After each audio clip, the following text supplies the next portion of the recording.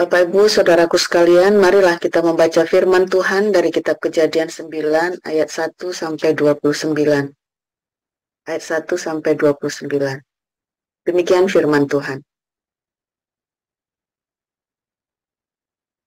Lalu Allah memberkati Nuh dan anak-anaknya, serta berfirman kepada mereka, "Beranak cuculah dan bertambah banyaklah, serta penuhilah bumi. Akan takut dan akan gentar kepadamu segala binatang di bumi dan segala burung di udara, segala yang bergerak di muka bumi, dan segala ikan di laut. Ke dalam tanganmu lah semuanya itu diserahkan. Segala yang bergerak, yang hidup, akan menjadi makananmu. Aku telah memberikan semuanya itu kepadamu, seperti juga tumbuh-tumbuhan hijau. Hanya daging yang masih ada nyawanya, yakni darahnya, janganlah kamu makan. Tetapi mengenai darah kamu, yakni nyawa kamu, aku akan menuntut balasnya dari segala binatang. Aku akan menuntutnya, dan dari setiap manusia, aku akan menuntut nyawa sesama manusia. Siapa yang menumpahkan darah manusia, darahnya akan tertumpah oleh manusia. Sebab Allah membuat manusia itu menurut gambarnya sendiri. Dan kamu beranak cuculah dan bertambah banyak, sehingga tak terbilang jumlahmu di atas bumi. Ya, bertambah banyaklah di atasnya. Berfirmanlah Allah kepada Nuh dan kepada anak-anaknya yang bersama-sama dengan dia. Sesungguhnya, aku mengadakan perjanjianku dengan kamu dan dengan keturunanmu, dan dengan segala makhluk hidup yang bersama-sama dengan kamu, burung-burung, ternak, dan binatang-binatang liar di bumi yang bersama-sama dengan kamu, segala yang keluar dari bahtera itu, segala binatang di bumi. Maka kuadakan perjanjianku dengan kamu, bahwa sejak ini tidak ada yang hidup yang akan dilenyapkan oleh air bah lagi, dan tidak akan ada lagi air bah untuk memusnahkan bumi. Dan Allah berfirman, inilah tanda perjanjian yang kuadakan antara aku dan kamu, serta segala makhluk yang hidup, yang bersama-sama dengan kamu, turun-temurun untuk selama-lamanya. Busurku kutaruh di awan, supaya itu menjadi tanda perjanjian antara aku dan bumi.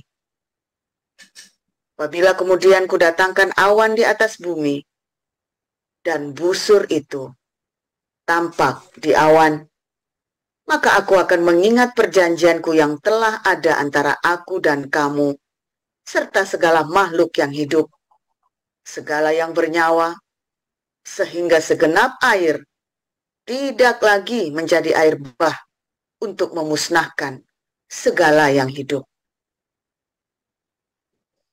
Jika busur itu ada di awan, maka aku akan melihatnya, sehingga aku mengingat perjanjianku yang kekal antara Allah dan segala makhluk yang hidup, segala makhluk yang ada di bumi. Firmanlah Allah kepada Nuh, inilah tanda perjanjian yang kuadakan antara aku dan segala makhluk yang ada di bumi. Anak-anak Nuh yang keluar dari bahtera ialah Sem, Ham, dan Yafet. Ham adalah bapa Kanaan. Yang tiga inilah anak-anak Nuh, dan dari mereka inilah tersebar penduduk seluruh bumi. Nuh menjadi petani. Dialah yang mula-mula membuat kebun anggur. Setelah ia minum anggur, mabuklah ia, dan ia telanjang dalam kemahnya. Maka Ham, bapa Kanaan itu, melihat aurat ayahnya, lalu diceritakannya kepada kedua saudaranya di luar. Sesudah itu Sem dan Yafet mengambil sehelai kain dan membentangkannya pada bahu mereka berdua, lalu mereka berjalan mundur. Mereka menutupi aurat ayahnya sambil berpaling muka, sehingga mereka tidak melihat aurat ayahnya. Setelah Nuh sadar dari mabuknya dan mendengar apa yang dilakukan anak bungsunya kepadanya, berkatalah ia, "Terkutuklah Kanaan.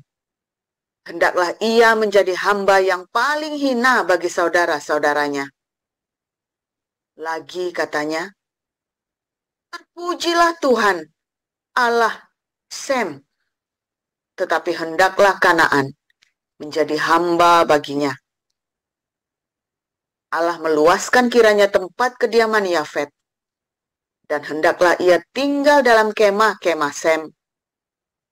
Tetapi hendaklah Kanaan menjadi hamba baginya. Nuh masih hidup 350 tahun sesudah air bah.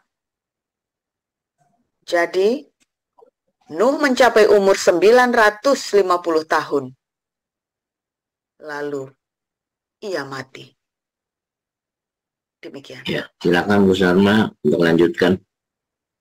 Baik, saya akan melanjutkan pembacaan firman Tuhan yang terambil dari kitab Wahyu pasal 6. Beginilah pembacaan firman Tuhan. Maka aku melihat anak domba itu membuka yang pertama dari ketujuh meterai itu, dan aku mendengar yang pertama dari keempat makhluk itu berkata dengan suara bagaikan bunyi guru, "Mari." Dan aku melihat, sesungguhnya ada seekor kuda putih dan orang yang menungganginya memegang sebuah panah, dan kepadanya dikaruniakan sebuah mahkota. Lalu ia maju sebagai pemenang untuk merebut kemenangan. Dan ketika anak domba itu membuka meterai yang kedua, aku mendengar makhluk yang kedua berkata, "Mari." Dan majulah seekor kuda lain, seekor kuda merah padam, dan orang yang menungganginya dikaruniakan kuasa untuk mengambil damai sejahtera dari atas bumi, sehingga mereka saling membunuh. Dan kepadanya dikaruniakan sebilah pedang yang besar. Dan ketika anak domba itu membuka meterai yang ketiga, aku mendengar makhluk yang ketiga berkata, "Mari." Dan aku melihat sesungguhnya ada seekor kuda hitam dan orang yang menungganginya memegang sebuah timbangan di tangannya. Dan aku mendengar seperti ada suara di tengah-tengah keempat makhluk itu berkata, "Secupak gandum sedinar dan 3 cupak jelai sedinar. Tetapi janganlah rusakkan minyak dan anggur itu." Dan ketika anak domba itu membuka meterai yang keempat, aku mendengar suara makhluk yang keempat berkata, "Mari." Dan aku melihat, sesungguhnya ada seekor kuda hijau kuning dan orang yang menungganginya bernama Maut, dan kerajaan maut mengikutinya. Dan kepada mereka diberikan kuasa atas 1/4 dari bumi untuk membunuh dengan pedang, dan dengan kelaparan dan sampar, dan dengan binatang-binatang buas yang di bumi. Dan ketika anak domba itu membuka meterai yang kelima, aku melihat di bawah mezbah jiwa-jiwa mereka yang telah dibunuh oleh karena firman Allah dan oleh karena kesaksian yang mereka miliki. Dan mereka berseru dengan suara nyaring, katanya, "Berapa lamakah lagi, ya penguasa yang kudus dan benar, Engkau tidak menghakimi dan tidak membalaskan darah kami kepada mereka yang diam di bumi. Dan kepada mereka masing-masing diberikan sehelai jubah putih. Dan kepada mereka dikatakan bahwa mereka harus beristirahat sedikit waktu lagi, hingga genap jumlah kawan-kawan pelayan dan saudara-saudara mereka yang akan dibunuh sama seperti mereka. Maka aku melihat, ketika anak domba itu membuka meterai yang keenam, sesungguhnya terjadilah gempa bumi yang dahsyat dan matahari menjadi hitam bagaikan karung rambut dan bulan menjadi merah seluruhnya bagaikan darah. Dan binatang-binatang di langit berjatuhan ke atas bumi bagaikan pohon ara menggugurkan buah-buahnya yang mentah apabila ia digoncang angin yang kencang. Maka menyusutlah langit bagaikan gulungan kitab yang digulung, dan tergeserlah gunung-gunung dan pulau-pulau dari tempatnya. Dan raja-raja di bumi dan pembesar-pembesar serta perwira-perwira dan orang-orang kaya serta orang-orang berkuasa dan semua budak serta orang merdeka bersembunyi ke dalam gua-gua dan celah-celah batu karang di gunung. Dan mereka berkata kepada gunung-gunung dan kepada batu-batu karang itu, runtuhlah menimpa kami, dan sembunyikanlah kami terhadap Dia yang duduk di atas tahta dan terhadap murka anak domba itu. Sebab sudah tiba hari besar murka mereka, dan siapakah yang dapat bertahan? Demikian pembacaan firman Tuhan. Ya, terima kasih untuk para lektor, Ibu Salma dan Ibu Neliana. Kita akan mendengarkan renungan firman Tuhan hari ini dengan judul Pelangi di Atas Israel. Silakan Pastor Paul.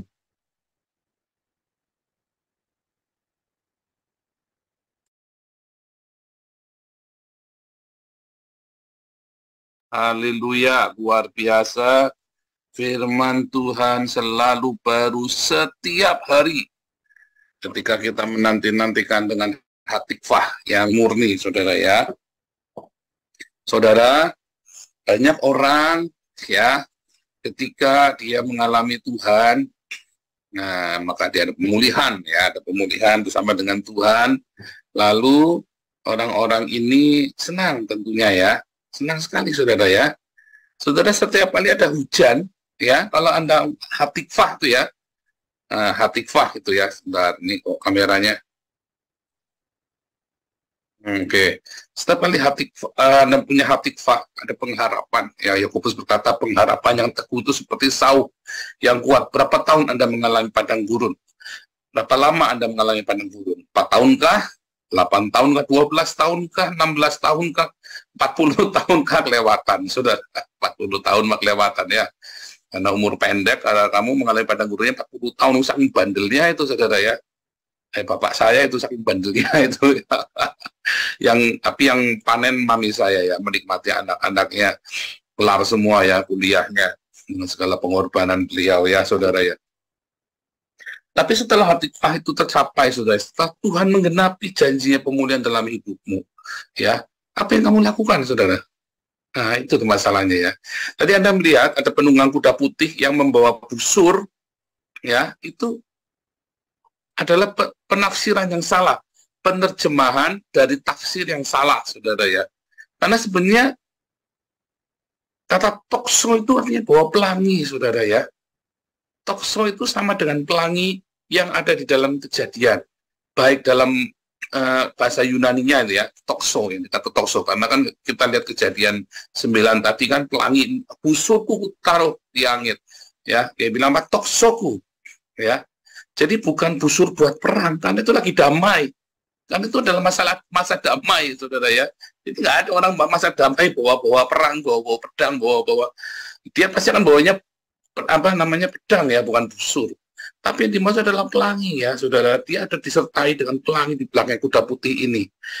Nah, ketika orang mengalami ketika habis hujan, ya, kalau Anda mengalami hujan pertama di zaman Nuh itu ya, hujan pertama itu adalah hujan pertama karena di zaman es yang paling terakhir, maka ada hujan. Dan hujannya itu selama 40 hari, ya, banjirnya itu 1 tahun, saudara ya. Dan ada namanya ya rintik-rintik hujan gitu ya. Mulai ada hujan itu ya. Dan ada matahari. Ya, ada hujan, ada matahari, maka ada pelangi di situ, saudara. Setelah banjir besar yang luar biasa, maka ada matahari di sana, saudara. Saudara ya, dunia ini mengalami kengerian yang luar biasa selama bertahun-tahun ya, saudara. Israel ini mengalami aniaya yang luar biasa selama 2000 tahun ya. Terbuang dan teraniaya, memang karena dosanya sendiri. Kalau tanya orang Israel, ya ini dosa kami, kesalahan kami, bukan salah siapa-siapa. Mereka tidak menyalahkan Eropa, mereka tidak menyalahkan Kristen, mereka tidak menyalahkan siapa-siapa. Hebat ya, hebat saudara. Saya tanya Israel, ini kesalahan kami, ini dosa kami. Ya, itu hanya caranya saja. Ya, luar biasa ya. Berapa banyak kita itu kalau udah mengalami ini gara-gara ini. Kalau bukan karena adik saya tidak bangkrut. Kalau bukan karena orang ini, saya tidak ini. Kalau bukan karena itu. Nah, itulah mental pecundang. Oh, ini gara-gara ini nih, saya sekarang begini. Oh, ini gara-gara istriku. Oh, ini gara-gara orang tuaku. Oh, ini gara-gara ini. Itu mental pecundang, saudara. Orang Israel dalam segala kesusahan hidupnya. Mungkin dulu ya pertama kali nyalain orang ya. Nyalain suku ini, nyalain bangsa itu, nyalain negara itu. Lama-lama mereka menyadari kan. Ya kan? Daripada nyalain, mendingan mereka fight.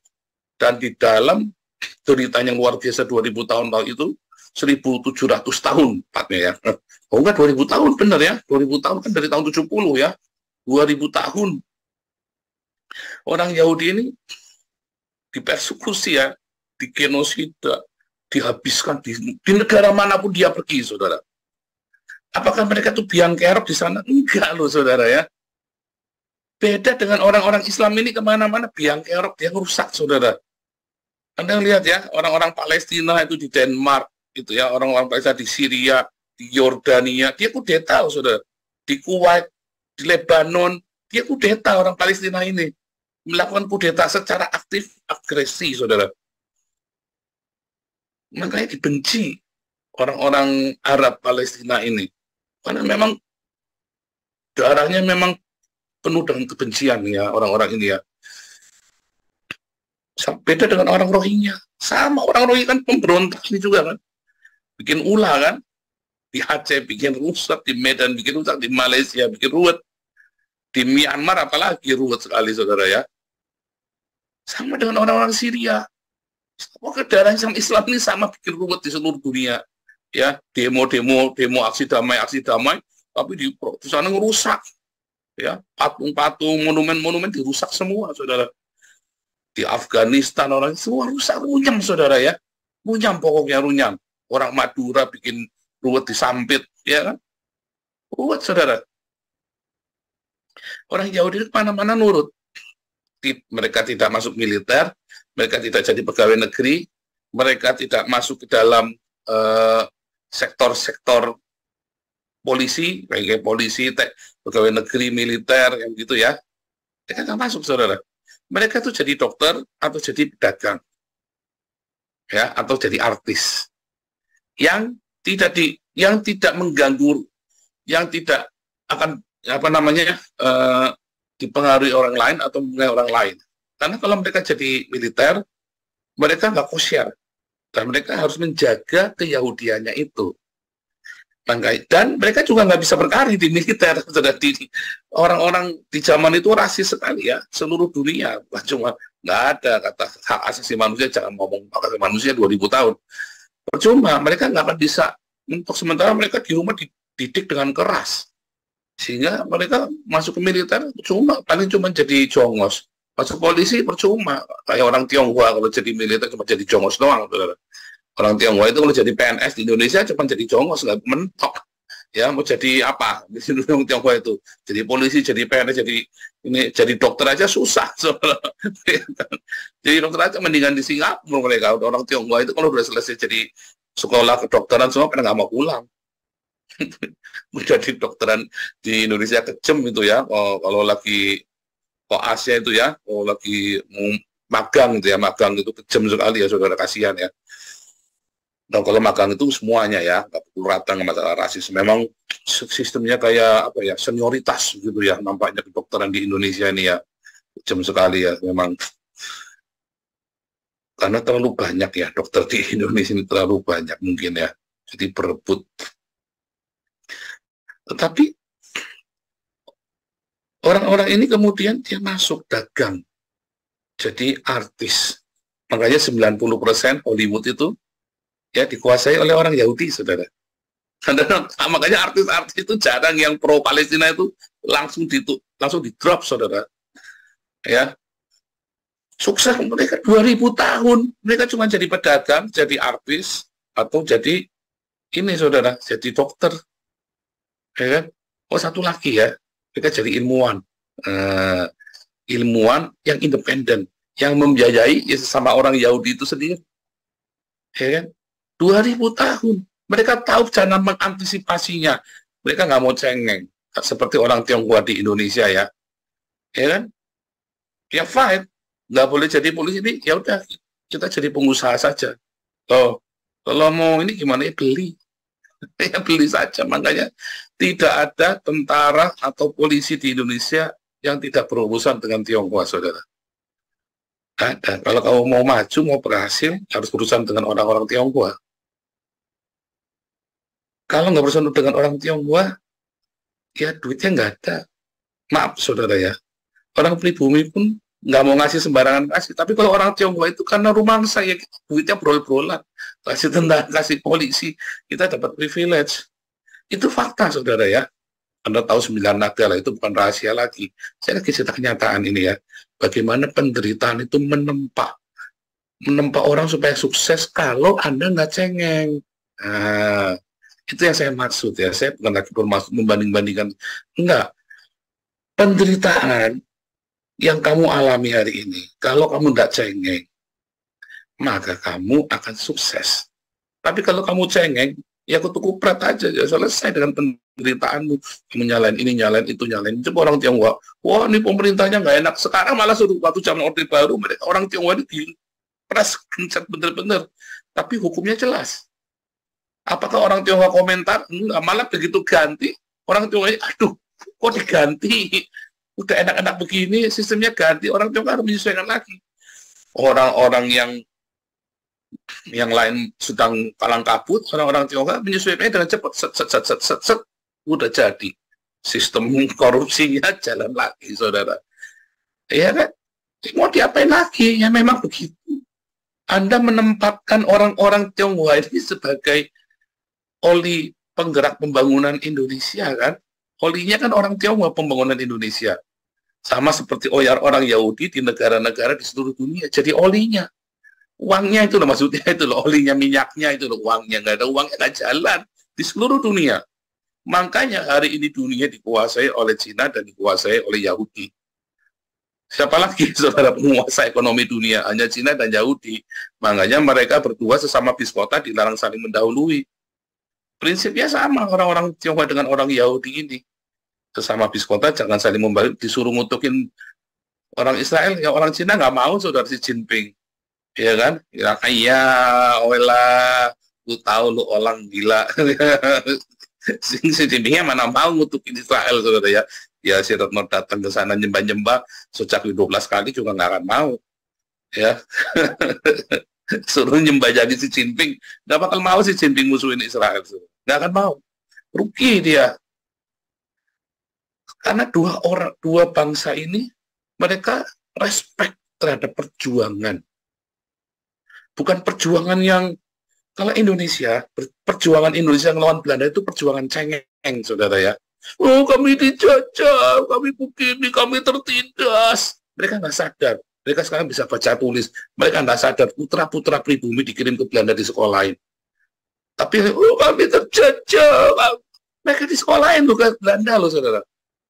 Ya kan? Mereka banyak sekali putra-putra pribumi ini yang ya bisa bahasa Belanda, bisa bahasa Inggris, gara-gara kumpul sama Belanda.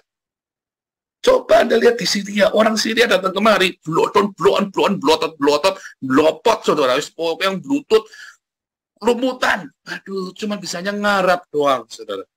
Suruh bahasa Inggris nggak bisa, nulis bahasa Inggris nggak bisa, susah kita ngomong sama mereka. Bisanya bahasa Arab semua. Dan mereka maunya kumpulin sama Arab-Arab lagi. Anda bersyukur dulu sama Belanda, bisa baca tulis. Ya, bukan dijajah. Karena itu lagi dagang. Orang Manado, orang Ambon, orang Papua mah happy dagang sama Belanda.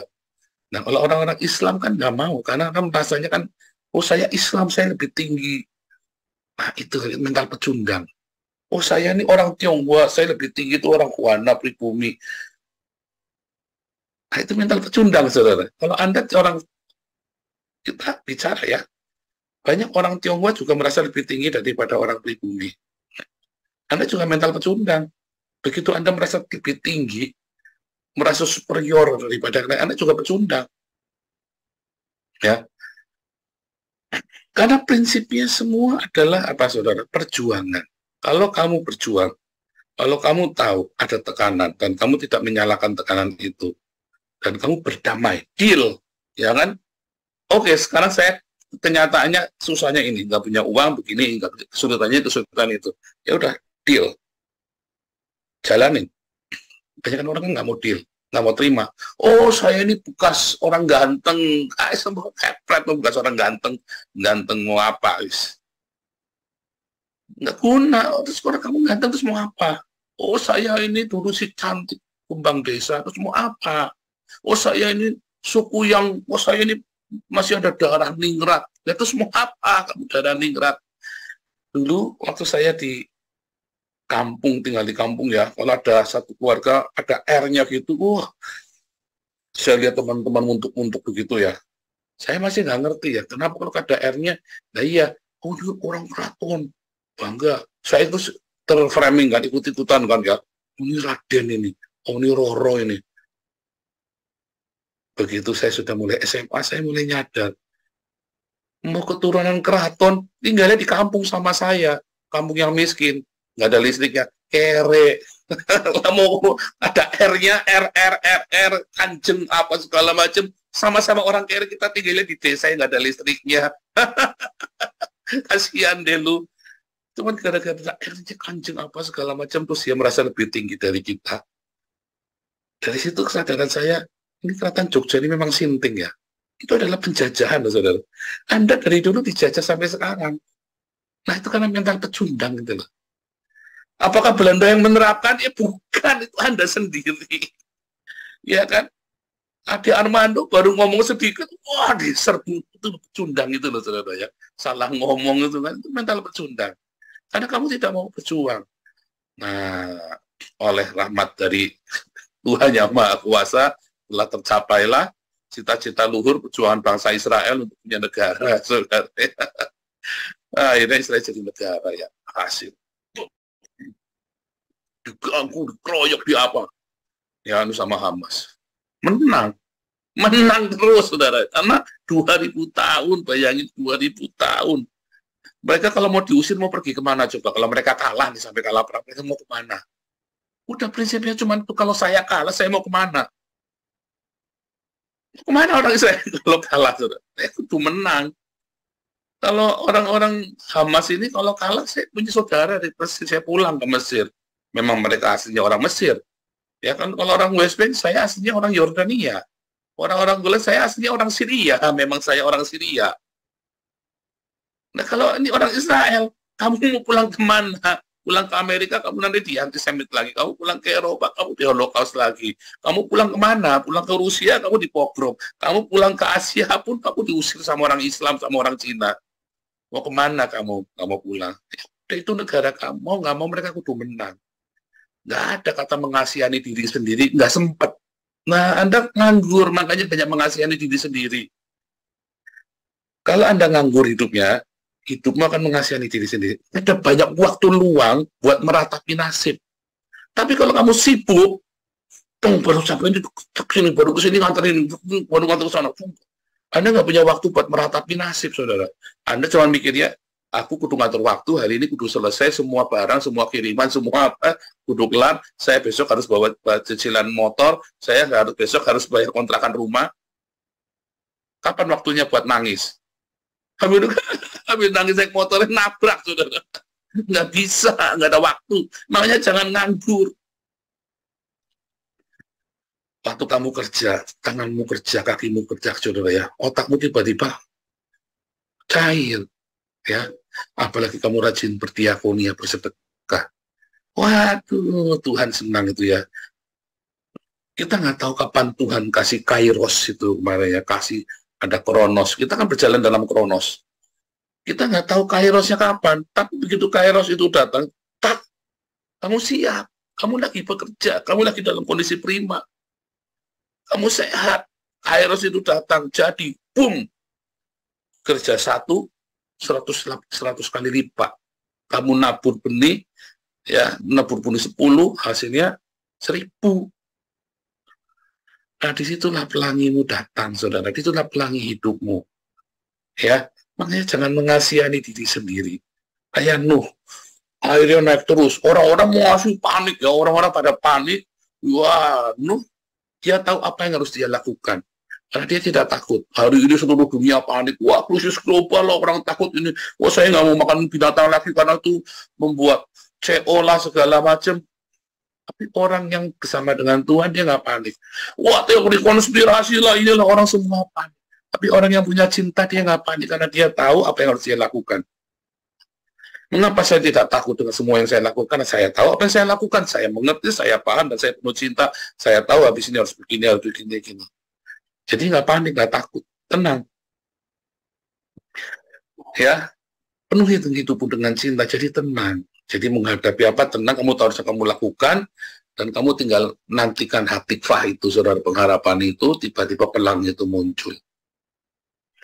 Masa damai dalam hidupmu, masa yang indah dalam hidupmu, saudara. Masa kamu menikmati tanah perjanjian itu, seperti hari ini kami menikmati tanah perjanjian. Ya, penuh dengan susu dan madu. Duit mah nggak banyak, saudara ya. Duit nggak banyak. Tetapi setiap kami butuh sesuatu, Tuhan sediakan. Makanan melimpah. Kita tiap hari, saya mau makan 10 kali bisa. Ini cuma lagi nahan diri, nggak makan 10 kali. Iya kan? Mau makan 10 kali bisa kita, saudara ya. Makan ya. Tapi kalau mau beli mobil Ferrari ya nggak bisa, nggak ada duitnya. Duitnya udah dibagi semua itu. Tiap hari itu dibagi buat makanan. Soalnya kan. Tapi inilah tanah perjanjian. Kita kalau masuk masa apa? Kita melihat pelangi, ya, sehabis hujan, ya, sehabis penghukuman, sehabis masa-masa yang berat dalam hidup kami, saudara. Kami mengalami pelangi. Kami masuk dalam tanah Kanaan. Masalahnya setelah kita di dalam tanah Kanaan, setelah kita mengalami pelangi itu, ngapain? Hati-hati, saudara. Karena pelangi yang indah itu, ya, kalau kamu tidak menjaga hidupmu dalam kedisiplinan, ya, pelangi yang indah itu akhirnya kamu sia-siakan. Ya kan? Bersantai-santai, berleha-leha di dalam keindahan itu. Kita belum mencapai kekekalan, maka kita tetap harus bekerja. Nah, akhirnya mabuk-mabukan, sebenarnya dia mabuk, saking keenakan dia menikmati anggurnya sendiri, dan akhirnya disitulah ada dosa. Disitulah ya dia lupa mendisiplin keluarganya, dia lupa. Makanya di tengah-tengah masa-masa Kanaan kami, saya kesempatan ya, saya bisa duduk sama anak, dengerin si Wesley kalau lagi pulang dari kerja, dengerin dia kerja, dia cerita ini cerita itu. Si Miracle pulang dari sekolah, saya tanya, kamu ada apa? Ada cerita apa dari sekolah? Kesempatan ngoceh ini, wah, tak dengerin sampai saya tidur. Tak dengerin sampai saya tidur, bukannya tinggal tidur ya, tapi tak dengerin dia ngoceh apa, saudara, lagi ngapu jengkel apa segala macam. Anak paling suka dengerin itu ya, nanti kalau jengkel sampai nangis Miracle itu ya. Ya namanya anak ABG kan kalau lagi jengkel kan sampai nangis ya, saudara ya. Biasa suka curhat sama mamanya. Ya nggak ada apa-apa ya, cuma senang saja curhat ya, saudara ya.